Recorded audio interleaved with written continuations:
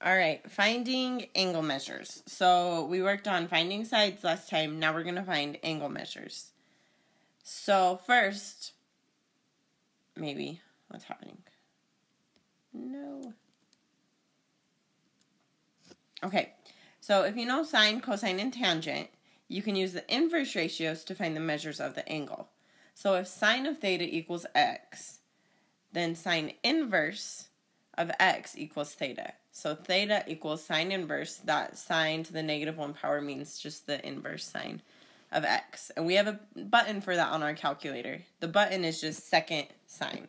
So maybe write that down. I didn't write it on here, but that would be second sine.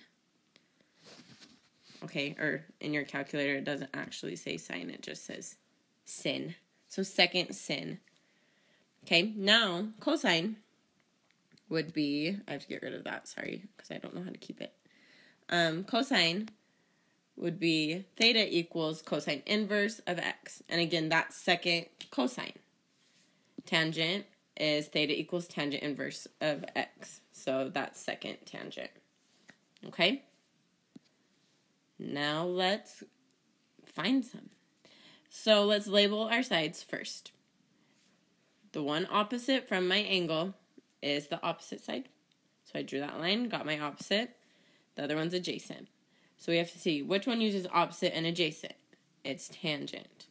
So I'm going to write this out. Tangent of theta equals 8/14, which means theta equals tangent inverse of 8/14. And then this is where you just use your calculator. Make sure it is in degree mode. And you're going to push second tangent of 8/14. And you should get 29.74. So that's second tan. And then 8 divided by 14, enter. Okay. And then round to the nearest tenth, so that's 29.7 degrees. Let's look at this one. So again, let's just label our sides. The longest side is the hypotenuse. Draw a line, that's the opposite, which means my other one's adjacent. So I have to see which one uses adjacent and hypotenuse, because those are the ones I have. It's cosine. So cosine of my angle of theta equals 38/40, which means theta equals cosine inverse of 38/40. And then we just put that in your calculator. So that's second cosine, 38 divided by 40, close parentheses, enter. And you get 18.19, which is 18.2 degrees. Okay, let's look at another one. So again, let's label our sides. 22 is my hypotenuse, it's the longest side. Draw a line, that's my opposite. So which one uses opposite and hypotenuse? Sine.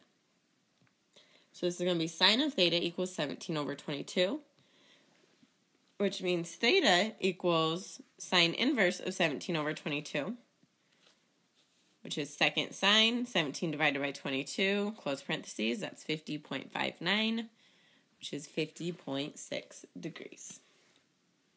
Cool? Let's do another one. So let's label everything. That's the hypotenuse.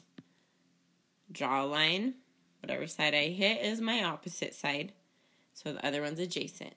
So I have to see which one uses adjacent and hypotenuse. Cosine.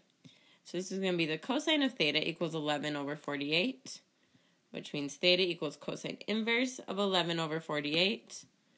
Put it in your calculator. Second cosine, 11 divided by 48, 76.8 degrees. Okay, kept that one short. We're going to save the applications for class, and I will see you guys tomorrow. Remember to take the quiz.